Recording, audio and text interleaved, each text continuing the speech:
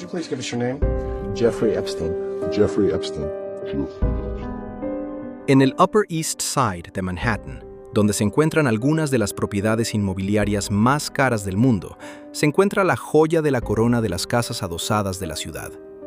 Hoy en día, se considera la residencia privada más grande de Manhattan. En el interior, en medio del ajetreo de los sirvientes con sus sencillos trajes negros y guantes blancos impecables, tienes la sensación de haber entrado en el Xanadu privado de alguien. No es solo el hogar de una persona rica, sino un mundo de fantasía altivo que parece no conocer límites. El vestíbulo de entrada no está decorado con cuadros, sino con hileras de globos oculares enmarcados que, como el propietario cuenta con deleite a sus invitados, fueron importados de Inglaterra, donde se fabricaron originalmente para soldados heridos. A continuación, viene un vestíbulo de mármol en el que cuelga un cuadro al estilo de Jean Dubuffet, pero el anfitrión no revela quién lo pintó. Los invitados parecen enanos junto a la escultura de un guerrero africano desnudo que les dobla en tamaño. Así comienza un artículo de 2003 de la revista Vanity Fair titulado The Talented Mr. Epstein. Que este artículo se publicara ya en 2003 resulta sorprendente en retrospectiva, pues en él se describen cosas que a otros no les llamaron la atención hasta décadas más tarde. El artículo ya se pregunta cómo llegó Epstein a amasar su fortuna, aunque ya por entonces, como magnate financiero, tenía acceso a la alta sociedad y a la política. Pero el artículo también aborda aspectos que hoy están indisolublemente ligados al nombre de Epstein: eventos desmesurados, la relación con Ghislaine Maxwell y la presencia constante de mujeres guapas en las fiestas de Epstein, en su mayoría muy jóvenes. Pero el artículo solo se ocupa de eso de pasada. 20 años después, esa simple nota al margen ha adquirido unas dimensiones totalmente diferentes. Cuanto más se ha sabido sobre los Epstein Files, más preguntas han surgido. Preguntas que ya se plantearon en 2003, pero a las que no se les dio mayor importancia. Preguntas que nos persiguen hasta hoy. Do you think you're the devil himself? No, but I do have a good mirror.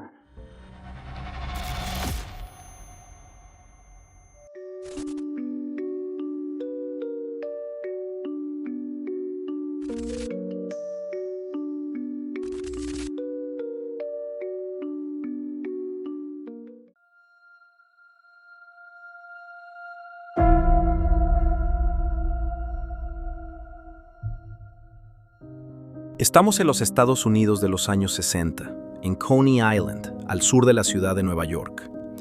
En esta península vive el hombre que sigue acaparando los titulares hasta hoy, pero aún no se sabe nada de todos sus actos posteriores. Nada hace presagiar en qué se convertiría este chico, salvo sus ambiciones. Una antigua compañera de clase cuenta que ya desde muy temprano hablaba de que algún día sería muy rico. Y el joven Jeffrey Epstein acabaría teniendo razón. Nace el 20 de enero de 1953, hijo de Paula y Seymour Epstein. Seymour trabaja primero en la empresa de demoliciones de su padre y más tarde en el Departamento de Parques de Nueva York. Paula también trabaja, pero se dedica sobre todo a las tareas del hogar y a la crianza de los hijos. En 1954 nace Mark, el hermano de Jeffrey. Hasta aquí una familia de clase media totalmente normal. A Mark y a Jeffrey les va bien en el colegio, sobre todo en matemáticas. Tras graduarse, Jeffrey cursa asignaturas de física en la Universidad Cooper Union entre 1969 y 1971, aunque no termina la carrera. En 1971 se cambia al Courant Institute para estudiar matemáticas, pero tampoco termina allí. A pesar de todo, da su primer y sorprendente paso profesional. En 1973, Epstein empieza a dar clases de matemáticas y física en la Dalton School, un colegio privado. En el curso actual, las cuotas rondan los $64,000 al año. En las clasificaciones de los mejores colegios privados de Estados Unidos, la Dalton suele estar entre los primeros. Al director de entonces, Donald Barr, no le importaba demasiado la formación académica de sus profesores. Siempre que supieran de su materia y tuvieran una personalidad interesante, podían dar clase en la Dalton School. Epstein, que por entonces solo tenía 21 años, era muy popular entre los alumnos. Entrenaba al equipo de matemáticas del colegio y colaboraba en la producción de un musical escolar. Se dice que incluso asistió al menos una vez a una fiesta privada de sus alumnos. Aunque goza de gran popularidad en general, hay algunos alumnos a los que el joven profesor de matemáticas y física les resulta extraño. Se dice que solía coquetear con las alumnas y que parecía tener una relación inusualmente cercana con ellas. Más tarde, una alumna afirma además de forma anónima que Epstein intentó pasar tiempo con ella fuera del colegio, lo cual ella denunció al director. En ese momento, el director ya no era Donald Barr, sino un hombre llamado Gardner Dunnan. Sin embargo, él afirma no haber oído nunca nada sobre una supuesta conducta indebida de Epstein durante su etapa como profesor. Al propio Dunnan se le acusará de conducta inapropiada algún tiempo después. Al parecer, invitó a una alumna a quedarse en su casa y abusó de ella en repetidas ocasiones. Dunnan niega las acusaciones y se retiró la denuncia. Así que ya desde el principio vemos un patrón que se repetirá a lo largo de la historia.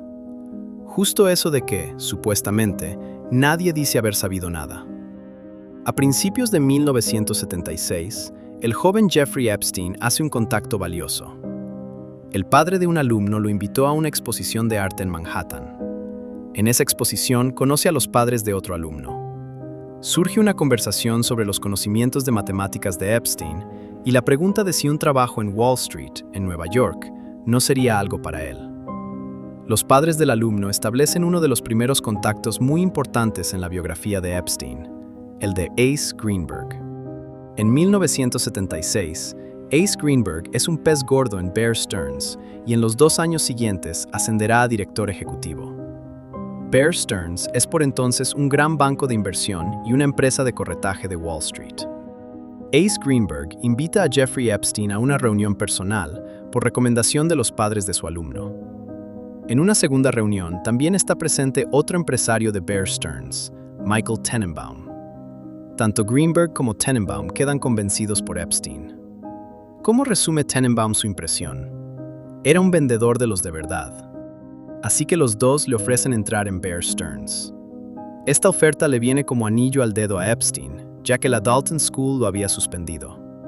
No por su dudosa relación con la alumna menor de edad, sino porque la dirección del colegio acabó teniendo dudas sobre sus métodos de enseñanza. Como vendedor recién llegado, Epstein ganaba entonces unos $25,000 al año, lo que hoy equivaldría a $140,000. Un gran salto adelante en lo económico. Pero Epstein no lleva ni un año trabajando en Bear Stearns, cuando vuelve a pasar algo que nos encontraremos más veces a lo largo de esta serie. Se detecta una irregularidad que nadie se explica.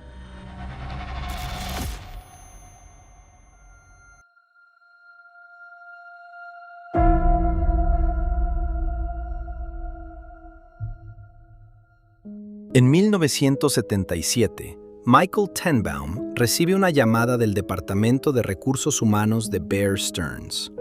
Allí, habían vuelto a examinar con más detenimiento el currículum del nuevo vendedor estrella, Epstein. En el documento, él había indicado que tenía 2 títulos universitarios de universidades en las que nunca se había matriculado. No se lo confiesa a su jefe, Michael Tenenbaum, hasta que éste le confronta con la mentira del currículum. Epstein dice que simplemente sabía que, sin un título universitario, nadie en Bear Stearns le habría dado una oportunidad. Michael Tenenbaum se deja desarmar por la repentina sinceridad de Epstein tras esa descarada mentira. Epstein sale indemne del asunto, conserva su trabajo en Bear Stearns y así puede seguir haciendo contactos con todo tipo de gente rica de Wall Street. ¿Cómo ocurrió exactamente y qué hizo Epstein en los años siguientes sigue siendo, hasta hoy, objeto de muchas teorías conspirativas? Esas teorías nos acompañarán a lo largo de toda la serie. Aún así, queremos centrarnos exclusivamente en hechos probados. A finales de 2025, el New York Times publicó una exhaustiva investigación sobre una pregunta concreta. Si Jeffrey Epstein era un tipo de clase media totalmente normal, ¿cómo consiguió luego, en primer lugar, conocer a gente tan famosa y, en segundo lugar, amasar tanto dinero? Según la investigación del Times, Jeffrey Epstein es, en sus propias palabras, un estafador implacable. Pero los mecanismos concretos con los que supuestamente se hizo de dinero son muy interesantes. Hay muchas teorías al respecto. Epstein podría haber trabajado para los servicios secretos desde el principio y haberse hecho rico así. En este caso, seguramente ya no se puede descartar nada por completo.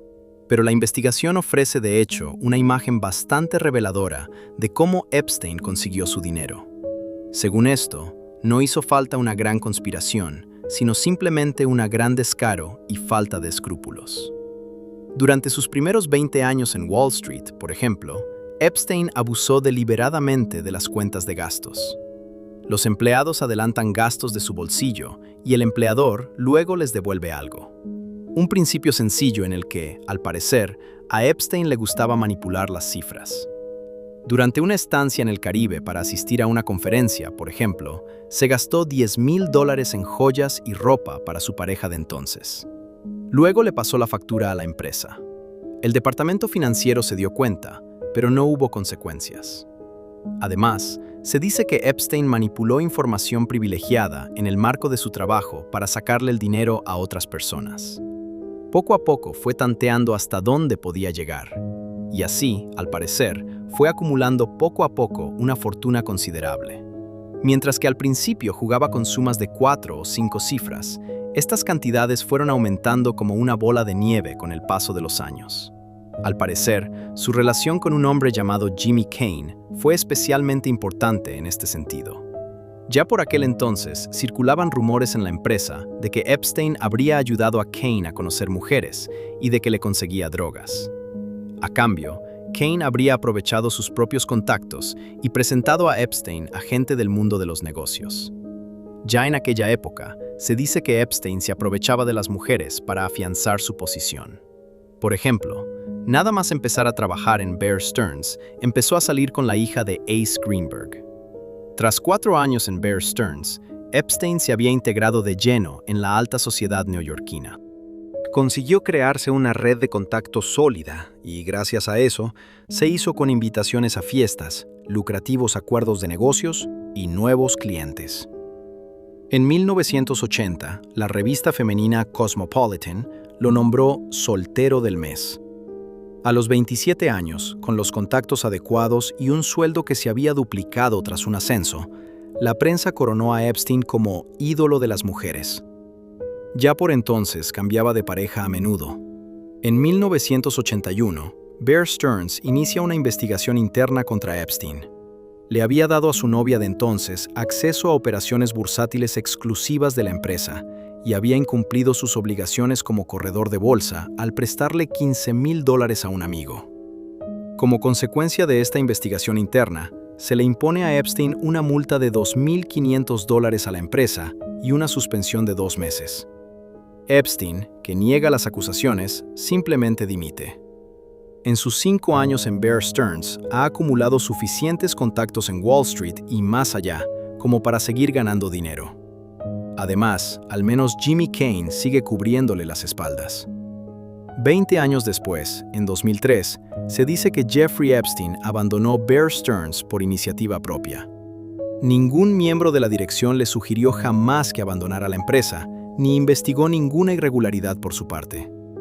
Al menos eso de que la dirección nunca investigó irregularidades relacionadas con Epstein, simplemente no es cierto. Pero eso no saldrá a la luz hasta décadas más tarde. A pesar de su marcha, le pagan una bonificación pendiente de unos $100,000. Epstein no busca un nuevo trabajo de inmediato. En su lugar, viaja a Inglaterra con su entonces pareja, Paula Hale. Paula también trabaja en Wall Street y tiene una excelente red de contactos. Así, durante el viaje a Inglaterra, le presenta a su viejo amigo Nick Lees, quien a su vez le presenta a Epstein a su padre, Douglas Lees. Y él es un empresario del sector de la defensa con contactos muy valiosos. Epstein se convierte en un buen amigo de la familia Lees. Viaja regularmente a Inglaterra y da clases particulares a uno de los hijos menores. A cambio, Douglas Lees lo lleva a conocer a socios comerciales importantes y convierte a Epstein en uno de sus asesores. Gracias a su estrecha relación con la familia de Douglas Lees, es probable que Epstein consiga ahora crear una red de contactos también al otro lado del Atlántico. Como empresario del sector armamentístico, los contactos de Lees llegan hasta las altas esferas de la sociedad británica.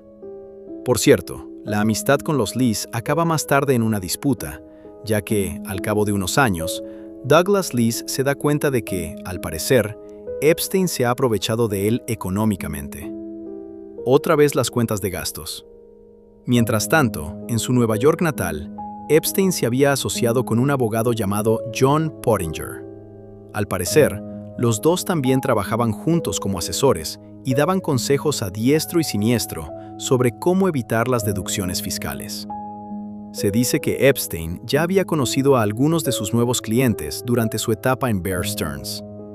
Mantuvo el contacto con ellos y consiguió que se convirtieran en clientes de su propio servicio.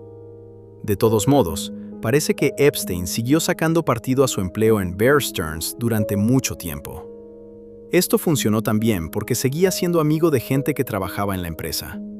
Y a través de estos contactos se produce en 1982 la primera gran estafa presunta. Un antiguo compañero de Bear Stearns convenció a un socio de negocios llamado Michael Stroll para que le diera el 10% de su patrimonio a Epstein. Epstein invertiría entonces los $450,000 en un supuesto negocio de petróleo crudo, y Michael Stroll acabaría obteniendo una gran ganancia. Al parecer, ese negocio de petróleo crudo nunca existió, y 2 años después, la mayor parte del dinero de Michael Stroll había desaparecido. Stroll llegó incluso a llevar a Epstein a los tribunales. Todo el asunto se prolongó hasta 1993, cuando un juez dictaminó que Epstein no era personalmente responsable.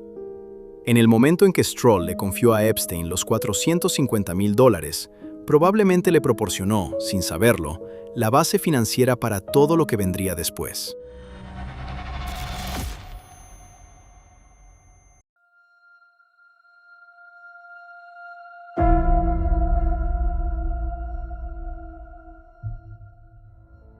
A través de sus contactos, Epstein había conocido a su novia Eva Anderson, con quien estaría 11 años. Aún así, al mismo tiempo también tenía aventuras con otras mujeres. Por ejemplo, con la actriz española Ana Obregón. Es precisamente gracias a esta aventura que Epstein podría haber superado la barrera del millón. Justo cuando sale con Ana Obregón, la agencia de valores Drysdale Securities quiebra y el dinero de varios inversores se esfuma. Entre ellos, el dinero de la familia de Ana Obregón. Los Obregón y otras familias se enteran por Ana de la existencia del supuesto genio financiero Epstein. Le encargan que localice los millones desaparecidos, y aunque hasta hoy no se sabe cómo, lo consigue. Y por este éxito, recibe, por supuesto, una compensación que, teniendo en cuenta la suma inicial, no debió de ser nada desdeñable. Ahora Epstein, que antes era empleado, es cliente de Bear Stearns. Encarga a sus antiguos compañeros que compren y vendan acciones y fondos en su nombre. Gracias a su contacto habitual con Bear Stearns, Epstein conoce allí en 1986 a una secretaria llamada Patricia Schmidt. Ella tiene entonces 23 años, él 10 más. Los presentó el antiguo compañero de Epstein, Clark Schubeck. Clark Schubeck le presentó a Epstein, más o menos por la misma época, a otra empleada de Bear Stearns. Tanto Patricia como Susana son jóvenes, guapas y, sobre todo, contactos directos con Bear Stearns. Más tarde, Susana se convierte en una amiga íntima de Melania Trump y se casa con Woody Johnson, a quien Donald Trump nombró embajador en el Reino Unido durante su primer mandato. A finales de los 80, Epstein sigue trabajando como asesor financiero, entre otros, para su conocido de negocios Steven Hoffenberg. Al parecer, los dos intentaron comprar empresas juntos. Para generar capital para ello, Hoffman montó un esquema piramidal con el que se dice que estafó a sus clientes un total de $500 millones. Más tarde fue condenado a 20 años de cárcel y afirmó ante el tribunal que Jeffrey Epstein había desarrollado ese esquema piramidal junto con él. Nunca fue acusado por ello. Mientras su antiguo socio acababa en la cárcel, Epstein siguió alegremente recaudando dinero de otros clientes y socios comerciales para supuestas inversiones. Entretanto, ya tenía dinero suficiente para pequeñas manipulaciones del mercado. Compró acciones baratas con el dinero de sus socios y luego afirmó públicamente que se estaba considerando comprar toda la empresa por un precio elevado. Con ello, el precio de las acciones subió a corto plazo, y Epstein vendió las acciones. Nunca hubo consecuencias legales por ello. Se dice que Epstein ya había amasado una fortuna de $15 millones estadounidenses en 1988. Gracias a sus contactos, incluso llegó a ser miembro de la junta directiva de la New York Academy of Arts, una prestigiosa universidad privada de arte. Aquí también tenemos un primer indicio de lo que vendría después. Una primera conexión conocida con una prestigiosa institución de enseñanza superior. Además de la puerta al mundo de las finanzas, ahora también se abre la puerta a la educación superior y al sector del arte. Y, por supuesto, ser miembro de la junta directiva es, a su vez, otra valiosa herramienta para hacer contactos. Quizás también en un vuelo de 1987, en el que Epstein conoce a Robert Meister. El corredor de seguros queda inmediatamente cautivado por el encantador Jeffrey Epstein, que se presenta como un banquero neoyorquino.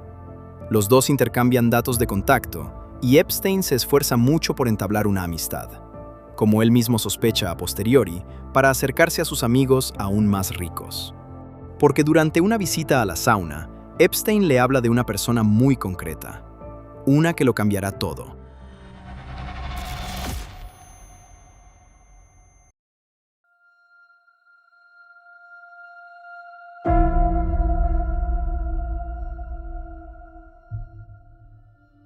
Epstein le pregunta a su nuevo amigo, Robert Meister, por un tal Les Wexner.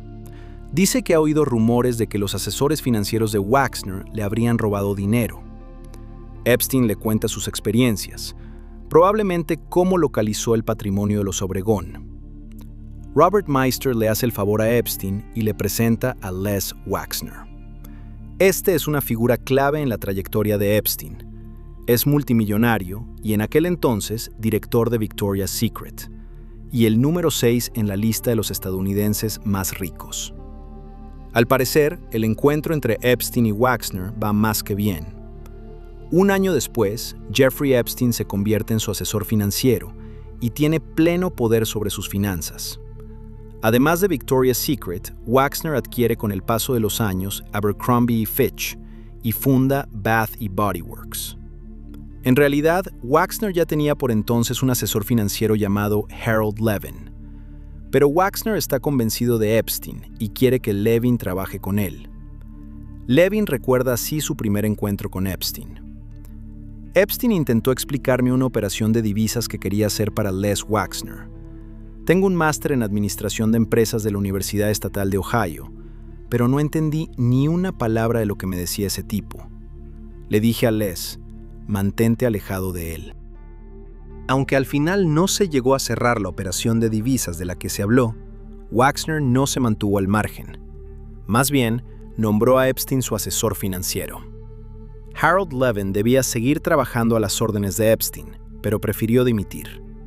Antes de eso, parece que Epstein presionó a Levin para que renunciara a las participaciones que había adquirido en el proyecto de Les Wexner sin recibir ningún reparto de beneficios. Así es como lo recuerda Levin. Epstein básicamente dice: si quieren, pueden defenderse, pero tengo muchos abogados y me encargaré de que tengan que pagar una fortuna por ello. Cuando Epstein se había acomodado como asesor de Wexner, se dice que difundió el rumor de que Harold Levin no había dimitido por voluntad propia, sino que había malversado fondos de Les Wexner. A raíz de eso, Levin no encontró trabajo durante años y en algunos momentos llegó a vivir en su coche. A Epstein, por el contrario, le va mejor que nunca en lo económico. El trabajo de Epstein como asesor financiero consiste en invertir para Les Wexner en valores y activos, así como en fondos de cobertura y empresas de capital riesgo, asegurándose así una comisión de las ganancias obtenidas. Estas, por supuesto, son considerablemente elevadas. Al parecer, sin embargo, Epstein ha hecho mucho más por Wexner. Se dice, por ejemplo, que gestionó el diseño y la construcción de su superyate Limitless. Además, está involucrado en un proyecto inmobiliario de lujo de Wexner. En 1991, Wexner firma un poder. Epstein ya no solo tiene acceso a su patrimonio, sino que puede contratar empleados, firmar cheques, comprar y vender inmuebles, así como pedir préstamos en nombre de Les Wexner. Además del antiguo asesor Harold, Otras personas del entorno de Les Wexner también afirman haberle advertido al empresario sobre Epstein. Incluso Robert Meister, quien estableció el contacto en primer lugar, quiso disuadir a Wexner de convertir a Epstein en su asesor. Wexner se ha ido distanciando poco a poco de muchos, mientras que la opaca relación con su asesor financiero Epstein no ha hecho más que estrecharse. En un documental, incluso se le pregunta a Epstein si la relación entre él y Wexner era de carácter sexual. Él lo negó.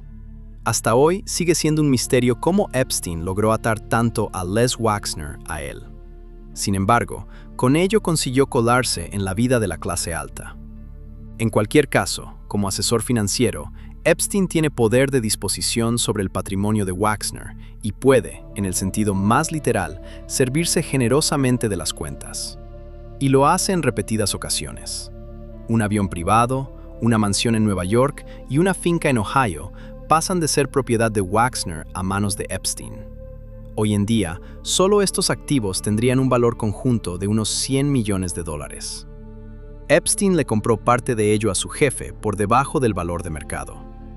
En total, se estima que Epstein habría ganado entre $200 y $400 millones solo gracias a su asociación con Les Wexner.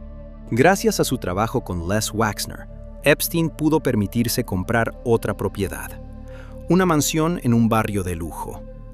La finca privada de Epstein está a solo unos cientos de metros de Mar-a-Lago, y seguro que a algunos de vosotros ya os suena. Por supuesto, se trata de la residencia de Donald Trump, quien por aquel entonces todavía se consideraba principalmente un hombre de negocios. Se dice que los dos eran buenos amigos en aquella época. Epstein fue invitado a varias de sus fiestas. Con su fortuna, a Epstein ahora le sobra dinero para hacer donaciones a políticos. Un método fiable no solo para entrar en contacto con ellos, sino también para que te recuerden. Ya en 1989, Epstein, como experto financiero de origen judío, acompañó a un diputado demócrata a Israel para promover allí el fortalecimiento de las relaciones comerciales. Allí se encuentra de nuevo con políticos de alto rango de los países correspondientes. Así que, presumiblemente, aquí también puede tejerse una nueva red. Su estrecha colaboración con el jefe de Victoria's Secret causa impresión. A unos por el dinero, a otros por la supuesta proximidad a mujeres guapas, o por las posibles oportunidades profesionales que Epstein podría ofrecer. Al parecer, él se aprovechó de esto a propósito, haciéndose pasar a veces por cazatalentos de Victoria's Secret. Sin embargo, según datos internos, la empresa solo seleccionaba modelos a través de agencias. Durante ese tiempo, Epstein también conoce a una mujer cuyo nombre seguramente también te suena a todos: Ghislaine Maxwell. De Epstein conoció a la periodista de la ABC, Catherine Cryer, en un evento nocturno. Ella, a su vez, llevó a Epstein a un estreno de película unos meses más tarde. En ese estreno, Catherine Cryer le presentó a Epstein a su novio, Elliot Stein. Y Elliot Stein, a su vez, le presentó a Epstein a un hombre llamado Leon Black. Leon Black es, junto a Les Wexner, otra figura clave en la acumulación de la fortuna de Epstein. Black fue uno de los fundadores de Apollo en 1990. Se trata de una sociedad de gestión de patrimonios que se convierte en uno de los principales actores de Wall Street. Volveremos a encontrarnos con Black en videos posteriores de esta serie, cuando sustituya a Les Wexner como el cliente más lucrativo de Epstein. Sin embargo, la relación comercial con Les Wexner se mantiene durante mucho tiempo. De esta manera, Epstein conoce por primera vez en 1993 al entonces presidente de Estados Unidos, Bill Clinton. Para entonces, Epstein ya había realizado varias donaciones a diversos políticos. A cambio, incluso antes de visitar a Clinton, ya había recibido invitaciones de varios políticos para distintos eventos. Epstein sigue trabajando como asesor financiero para diversos clientes adinerados. Y el puesto en la junta directiva de la Academy of Arts supuso su entrada en el mundo académico. Epstein lo consolidó con la creación de su propia fundación, la J. Epstein Foundation. A través de su fundación, establece contacto con otras universidades e instituciones educativas, entre ellas Harvard y también la Universidad Rockefeller, y con ello, la Comisión Trilateral, fundada por David Rockefeller. Esta, a su vez, es un think tank que asesora a políticos de Norteamérica, pero también de Europa y Asia. Y eso supone una red de contactos completamente nueva que se extiende por todo el mundo.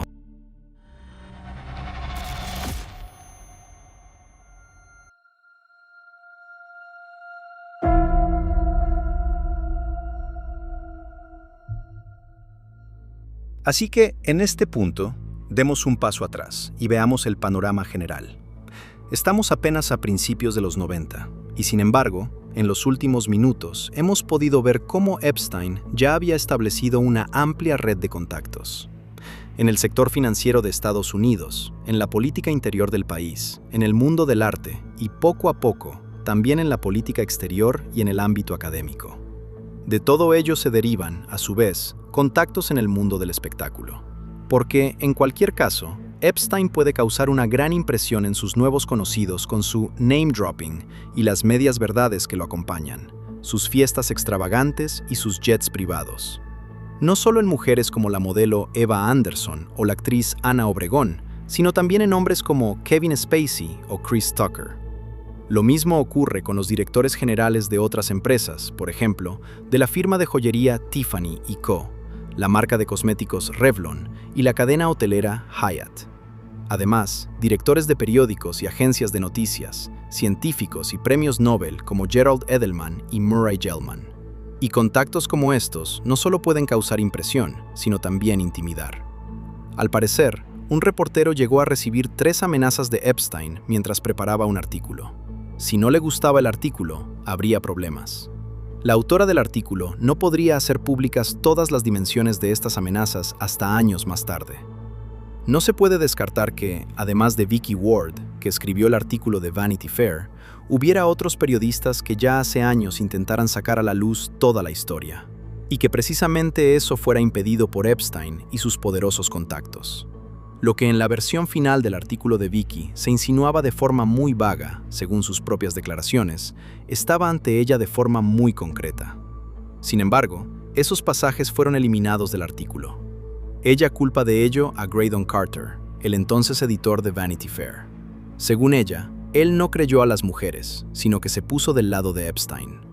Carter, por su parte, se defiende de estas acusaciones y afirma: no había 3 fuentes oficiales y, por lo tanto, ese aspecto de la historia no cumplía con nuestros estándares legales y editoriales. Si hubiéramos tenido a 3 personas dispuestas a testificar a nuestro favor ante un tribunal en caso de que Epstein nos hubiera demandado, habríamos publicado el artículo. Y punto. Fin de la historia.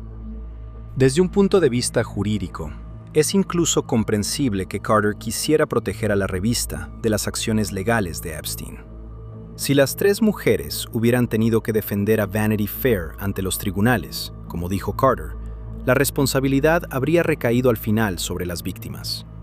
Y eso habría sido muy difícil de soportar, tanto emocional como económicamente. Ese es precisamente el patrón que hace que la gente con mucho dinero se salga con la suya en muchas cosas. Vicky Ward también entiende por qué su editor de entonces decidió no incluir las acusaciones en el artículo. Aún así, cree que la decisión fue un error. Otra fuente afirma más tarde que Carter fue literalmente bombardeado con llamadas de Epstein. Durante ese tiempo, un día vio un agujero de bala reciente justo al lado de su piso en Manhattan y lo interpretó como una advertencia de Epstein. La propia Vicky Ward estaba embarazada de gemelos cuando escribió y publicó el artículo. Cuenta que, tras el primer contacto para el artículo, Epstein la llamó una y otra vez. También algunos de sus contactos se pusieron en contacto con ella por iniciativa propia. Por ejemplo, Jimmy Kane, el contacto de Epstein en Bear Stearns, para quien se dice que le proporcionó drogas y mujeres, al menos durante el tiempo que estuvo allí.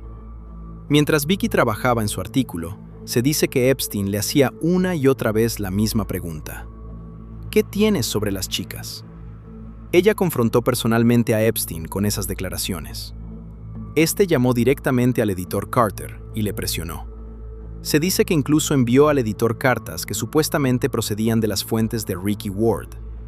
Las mujeres afirman que esas cartas no eran suyas. Así que Epstein las habría falsificado para quitarle fuerza a las acusaciones en su contra. Se dice que Epstein incluso se presentó en persona en la oficina de Vanity Fair. Al parecer, Preguntó por todos los sitios en qué hospital había dado a luz a sus gemelos Vicky. La periodista se sintió tan amenazada que contrató a una empresa de seguridad. Sabía, gracias a sus investigaciones, que Epstein era ya donante de varias clínicas.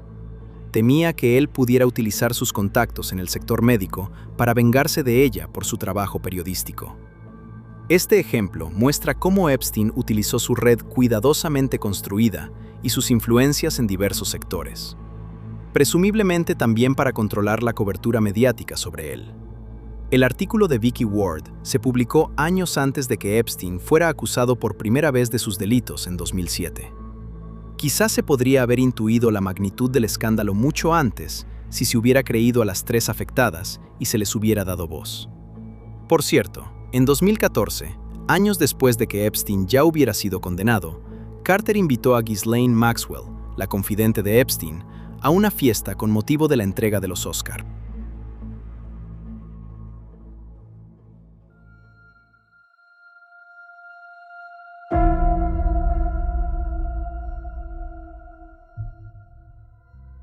Ya a principios de los 90, había mujeres que se sentían incómodas con Jeffrey Epstein. Un chiste sexista por aquí, un comentario inapropiado por allá. Por desgracia, muchas mujeres están acostumbradas a ese tipo de comportamientos. Y la triste realidad es, ¿a quién habría podido quejarse entonces alguna de las mujeres afectadas? Como hemos visto, la mala conducta de Epstein nunca tuvo consecuencias reales. Incluso Robert Meister, quien le facilitó a Jeffrey Epstein el contacto con Les Wexner, ya se había enterado a finales de los 80 de cosas inquietantes sobre las preferencias de Epstein. Él dice al respecto, imagina lo peor que alguien podría hacer, y Epstein lo hizo todo. Según sus propias declaraciones, Robert Meister rompió pronto el contacto con Epstein. Concretamente, después de que éste apareciera una vez sin avisar en el piso de Meister con 5 modelos. La presencia de las mujeres iba a ser un regalo. Meister dice que echó a Epstein junto con las mujeres y le dijo que no quería volver a verlo nunca más. Pero, independientemente de lo que Robert Meister haya oído o creído saber sobre Epstein, no se lo contó a nadie. Ya en 1996, hay una mujer que, según consta, denunció a Jeffrey Epstein ante las autoridades. Con acusaciones graves, en el verano del 96, la artista Maria Farmer trabaja por encargo de Epstein en un proyecto en la villa de Les Wexner. Maria tiene 25 años. Epstein le prometió impulsar su carrera artística. Al fin y al cabo, es miembro de la junta directiva de la New York Academy of Arts. Y de hecho, le habló a Maria de un encargo que le había conseguido. Se trataba de hacer varios bocetos para el diseño de decorados de una próxima película de Hollywood. Para un artista en ciernes como Maria, ese encargo podía cambiarlo todo. Tenía que pasar el verano en la mencionada villa de Les Wexner para trabajar allí en su proyecto sin que nadie la molestara. Una oportunidad así es tentadora, aunque Maria ya había observado cosas extrañas en el piso de Epstein en Nueva York. Dice haber reconocido a varios funcionarios del gobierno que iban y venían de casa de Epstein. Y afirma haber visto cómo Ghislaine Maxwell llevaba a la casa a varias chicas en edad de instituto todos los días para que se reunieran con Epstein, porque él iba a seleccionarlas para el catálogo de Victoria's Secret, según le dijeron. También dice haber visto allí una vez a Donald Trump. Cuando éste la miró fijamente, Epstein le habría dicho a Trump que ella no estaba allí para él. Más tarde, Maria habría oído a Trump decir que parecía que no tenía más de 16 años. Maria declarará más tarde bajo juramento que, tras su llegada a la finca de Les Wexner, se sintió constantemente vigilada. Tenía que pedir permiso para todo. La finca estaba vigilada por guardias de seguridad armados y perros. Durante su estancia, solo tuvo contacto regular con Jeffrey Epstein y Ghislaine Maxwell. Al cabo de unas 8 semanas, Epstein y Maxwell invitaron a Maria a su dormitorio y la acosaron allí.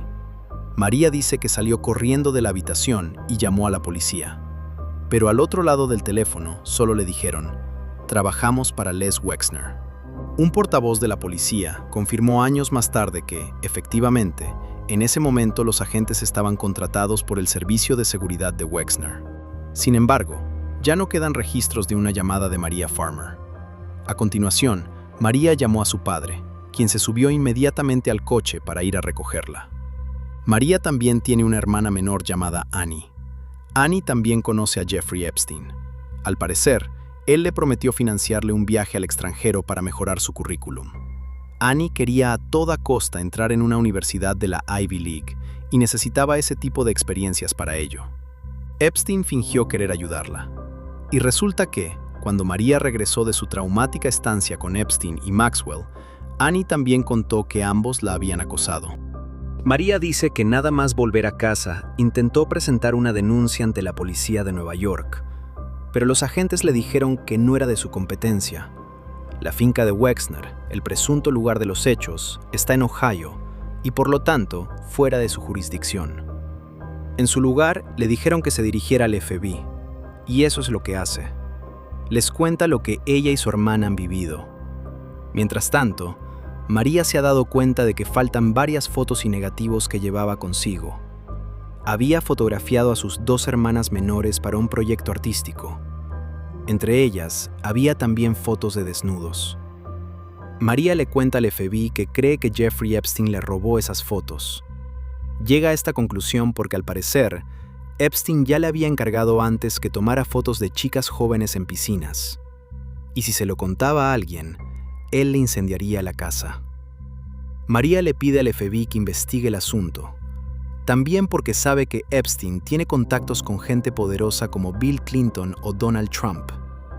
Pero después de prestar declaración, nunca vuelve a saber nada del FBI. Unos 10 años más tarde, María será pública y contará que ya le había hablado al FBI de Epstein en los años 90. Por ello, los medios la tildaron durante años de mentirosa, de que se había inventado la historia. No fue hasta diciembre de 2025 cuando los archivos de Epstein recién publicados revelaron que María realmente había hecho esa declaración ante el FBI en aquel entonces. Sin embargo, al parecer las autoridades no tomaron medidas al respecto, a pesar de que María la había acusado de posesión de pornografía. Aunque María también habló de Ghislaine Maxwell y Trump, en los documentos del FBI no se menciona a ninguno de los dos. Como ya se ha dicho, María nunca volvió a saber nada de las autoridades tras su declaración ante el FBI. Ni más preguntas, ni novedades. Nada de nada. En 2003 fueron María y su hermana Annie quienes hablaron con Vicky Ward para los artículos de Vanity Fair.